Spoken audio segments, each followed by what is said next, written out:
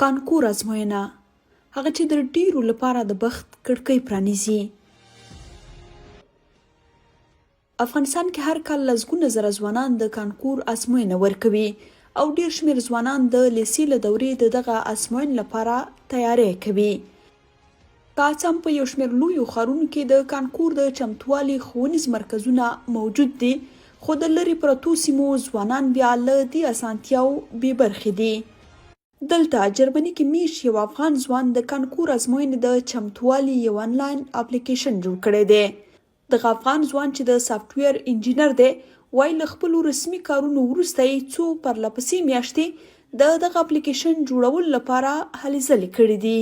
د افغانستان په اکثر محصلین د اطرافونو دي، اطرافونو کې هلته د زده کړو زمینه نه ده برابره، هلته کورسونه نشته. مثلا دوی نشي کولی چې هلته د تعلیم مرکزونو ته لاړ شي او دوی د اقتصاد له پلوه هم دا توان نه لري چې مثلا دوی ښارونو ته لاړ شي، هلته اتاقونه ونیسي او دوی هلته درسونه ووایي. نو دا اپلیکیشن به د هر افغان کور ته ورځي او دا به دوی په قریو کې دي که دوی په ولایتونو کې دي، دوی ټول کولی شي په خپلو ګرځنده تلیفونونو کې انسټال کړي او دوی دا ازموینه پکې تمرین کړي.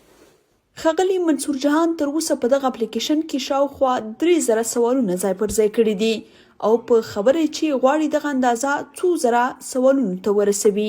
په دې اپلیکیشن کې تقریبا د کانکور کې کوم سوالونه راځي ټول مضامین په دې کې شامل دي او دا سوالونه زه په خپله دلته مثلا کتابونه نه لرم د کانکور، دا د ما ته دوه بریلونه دي، هغوی بیا د مختلفو کورسونو نه اول جستجو کوي چې کوم کتاب مفید ده، بیا کتابونه خریداري کوي، بیا دوی په خپله په کور کې د څلور جوابه په شکل دا ټایپوي، بیا هغه سوالونه ماته لیږي، بیا زه سوالونه ټول دلته په اپلیکیشن کې ځای په ځای کوم او اپډیټ کوم.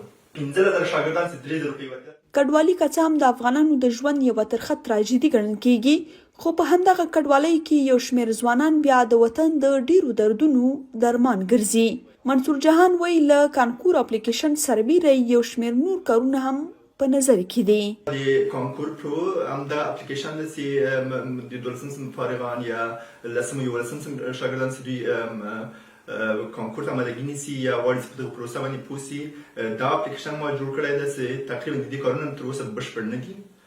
زه په راتلونکي کې غواړم چې په دې کې د امتحاناتو برخه هم جوړه کړم او نور سوالونه مې اضافه کړم چې شاوخوا هر مضمون کې 1000 سوال وي کم از کم.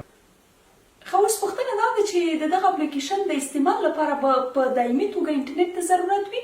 د ښاغلي منصور جهان په خبره چې تاسو یوازې یو ځل د انټرنیټ استعمال ته ضرورت لرئ چې د اپلیکیشن ډاونلوډ کړئ او نور یې په نورمال ډول وکاروئ.